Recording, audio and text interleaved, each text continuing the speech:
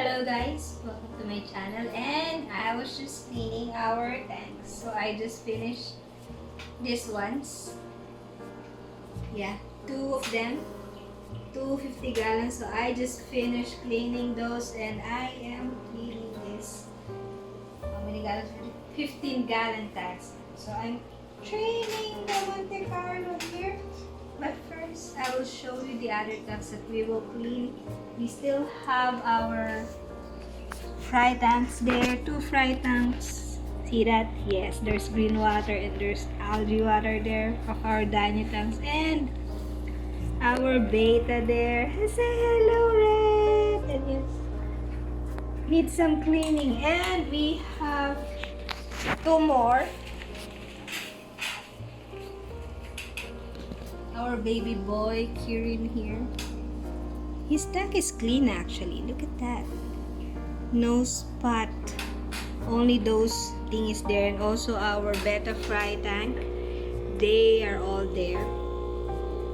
They're there. I can't see them, but they're there. You can see them there. There. They're everywhere there. If you want, I will also add some feeding videos of all our tanks and how I feed our beta fries, our betas, our electric blue acaras there. Yeah, feeding those electric blue acaras. And of course, after cleaning their tanks, we are actually feeding them some treats. So they're going to have some bloodworms tonight. So that would be fun, feeding them some bloodworms. Look at them. They're already waiting. See them? Come here, boys. Come here. Oh no. They're still shy because of the cleaning thing, but see our Hecalai there.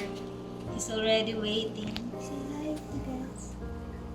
See, even the Rhaminosteros. Oh my gosh, I almost forgot this. But yes, and of course, we actually have a surprise.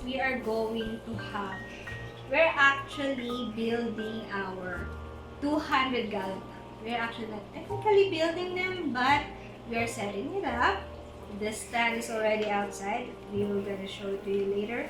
And the tank will be coming tomorrow. So watch out for that. It's a big, long 200-gallon tank. So we will put them there.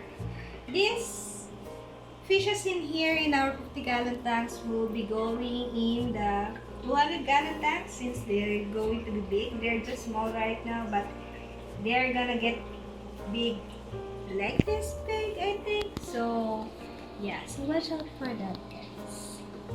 I'm gonna continue cutting because this will take a while. Look at those dark green. I don't know, those are algae, but yeah, I don't have any CO2 in this tank yet since due to the blue algae. I had a blue-green algae, but yeah, so I stopped putting some CO2. So I'm planning to put it back tomorrow.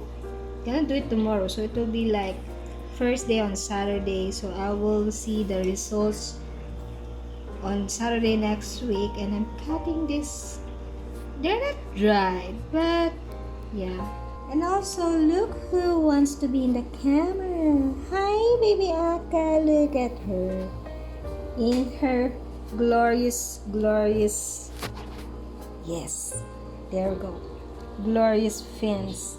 She's a good baby girl. And if you guys want to see how we bred her and Kirin, just check out our video somewhere there. So here we have our frozen bloodworms. They are actually not frozen anymore since we've already thawed them like too much. But yeah, here we go. Go take a video. Dun dun dun. Oh my god! They put everything. Damn it.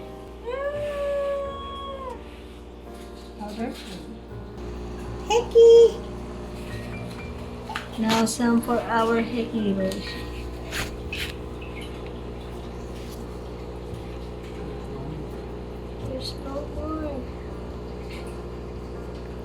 we have more.